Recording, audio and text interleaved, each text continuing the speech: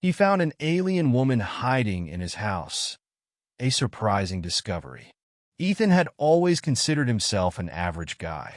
Living alone in a modest house on the outskirts of town, his life consisted of working a 9-to-5 job, tinkering with old gadgets, and occasionally indulging in his favorite sci-fi movies. He never expected his life to mirror one of those fantastical tales, until the day he found her. It was a quiet Tuesday evening. Ethan had just returned home from work and was preparing a quick dinner when he heard an odd noise coming from the basement. It sounded like a faint hum, almost like the distant whirring of machinery. Curious and slightly concerned, he grabbed a flashlight and descended the creaky stairs. As he reached the bottom, he noticed something unusual. The corner of his basement, which was usually cluttered with old boxes and forgotten junk, was glowing faintly. He approached cautiously, and that's when he saw her. Huddled behind a stack of boxes was a woman. At least she looked like a woman at first glance. Her skin shimmered faintly, as if it were made of liquid silver, and her eyes were a striking shade of violet, glowing softly in the dim light. Her hair, flowing like liquid obsidian, defied gravity, floating slightly around her shoulders. "Who are you?" Ethan managed to stammer, gripping his flashlight tightly. The woman flinched but didn't seem hostile. She looked up at him with an expression of both fear and curiosity.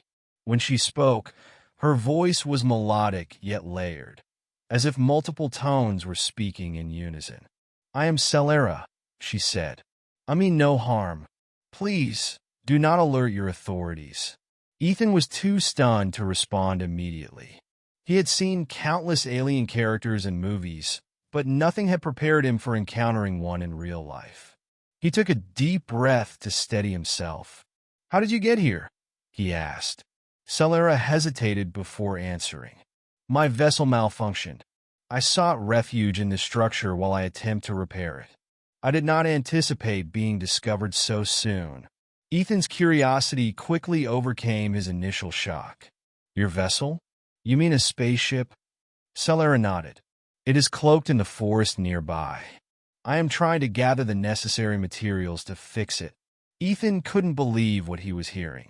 Part of him wanted to call someone, the government, the military, anyone who might know how to handle this situation. But another part of him, the part that had grown up dreaming about extraterrestrial life, felt an overwhelming urge to help. "Okay," he said finally. "What do you need?" Solara's eyes widened in surprise. "You wish to assist me? I mean, I'm not exactly an expert on alien technology, but I can try. Besides, you're hiding in my house. It's probably better for both of us if you leave before anyone else finds out you're here." Selara gave him a small, grateful smile. "Thank you, Ethan." Over the next few days, Ethan worked with Selara to gather the materials she needed. She explained the function of each component with a mix of technical jargon and metaphors that Ethan struggled to understand, but found fascinating.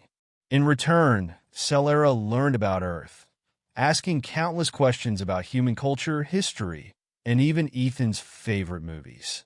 As they worked together, Ethan began to notice little things about Selara that made her seem more human than alien.